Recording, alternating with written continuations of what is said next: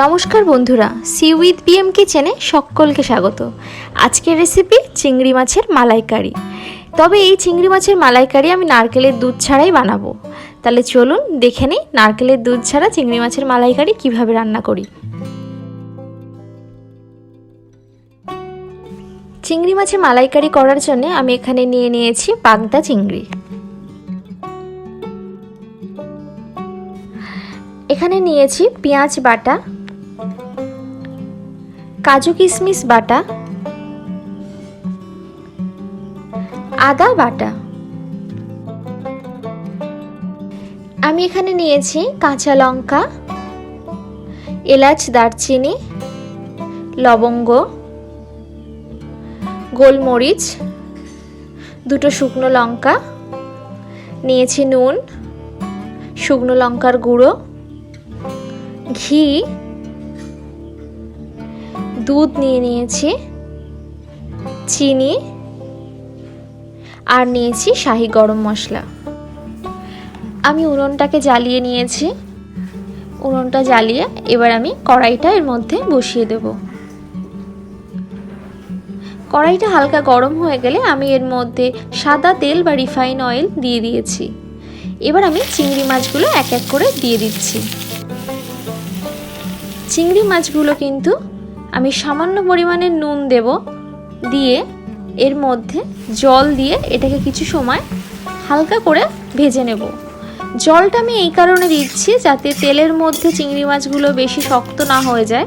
জল দিলে চিংড়ি মাছগুলো কিন্তু নরম থাকে, সেই কারণেই আমি জলটা ব্যবহার করেছি।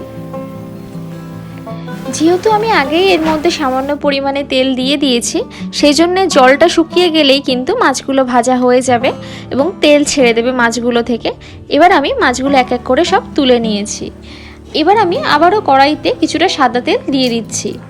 সাদা তেল দিয়ে আমি এর মধ্যে গোটা গরম মশলাগুলো সব দিয়ে দিচ্ছি। শুকনো লঙ্কা, গোলমরিচ, এগুলো আমি সব এক এক করে দিয়ে দিয়েছি। দিয়ে ভালো করে এগুলো হালকা করে ভাজবো। এবার আমি এর মধ্যে পেঁয়াজ বাটা দিয়ে দিচ্ছি।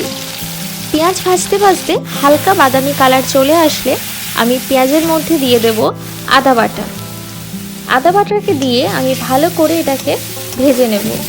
তবে কিন্তু এই সময় আঁচটা কিন্তু একটু লো ফ্লেমে রেখে দেবেন, তাহলে কিন্তু সুবিধা হবে। আমি এর মধ্যে নুন এবং শুকনো লঙ্কার গুঁড়ো এক এক করে দিয়ে দিয়েছি। এবার আমি এটাকে ভালো করে ভেজে নেব। হালকা ভাজা হয়ে গেছে। এবার আমি এর মধ্যে কাজু কিশমিশের যে পেস্টটা ছিল সেটা আমি দিয়ে দিচ্ছি।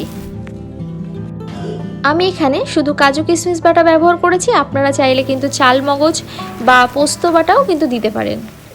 এবার আমি কাজু কিশমিশের যে ধোয়া জলটা আছে সেটা আমি দিয়ে দিয়েছি 1 কাপ পরিমাণ। এবার এটাকে ভালো করে নাড়াচাড়া করব। নাড়াচাড়া করে এবার এর মধ্যে আমি কাঁচা লঙ্কা চিড়ে দিয়ে দিচ্ছি। দুটো কাঁচা লঙ্কা আমি 4 ভাগ করে এর মধ্যে দিয়ে দিয়েছি। এবার আমি দুধটা দিয়ে দিচ্ছি। আপনারা কিন্তু আমুলের গুঁড়ো দুধ দিয়েও কিন্তু এটা করে নিতে পারেন, আবার এমনি দুধ থাকলেও কিন্তু সেই দুধ দিয়েও কিন্তু রান্নাটা করতে পারেন। এবার আমি এটাকে ভালো করে খুন্তি দিয়ে নাড়াচাড়া করে চিংড়ি মাছগুলো এক এক করে এর মধ্যে দিয়ে দেব। চিংড়ি মাছগুলোকে দিয়ে বেশ কিছু সময় ঝোলটা ফুটতে দেব। 5 মিনিট ফোটার পরে আমি এর মধ্যে চিনি দিয়ে দেব। ঝোলটা কিন্তু ফুটে গেছে, বেশ গাঢ় হয়ে এসছে ঝোলটা। এবার আমি চিনিটা দিয়ে দিচ্ছি। এবার আমি এর মধ্যে গরম মশলার গুঁড়ো দিয়ে দেব। আমাদের রান্নাটা কিন্তু প্রায় শেষ হয়ে এসছে। এবার আমি হালকা হাতে নাড়াচাড়া করে নেব।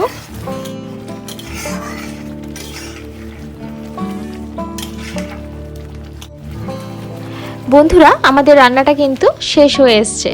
এবার আমি 1 চামচ ঘি এর মধ্যে ছড়িয়ে দিচ্ছি। ঘি দিয়ে আমরা এটাকে নামিয়ে নেব।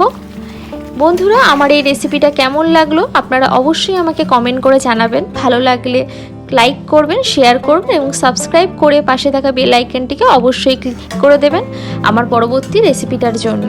ততক্ষণের জন্য সবাই ভালো থাকবেন, সুস্থ থাকবেন। নমস্কার।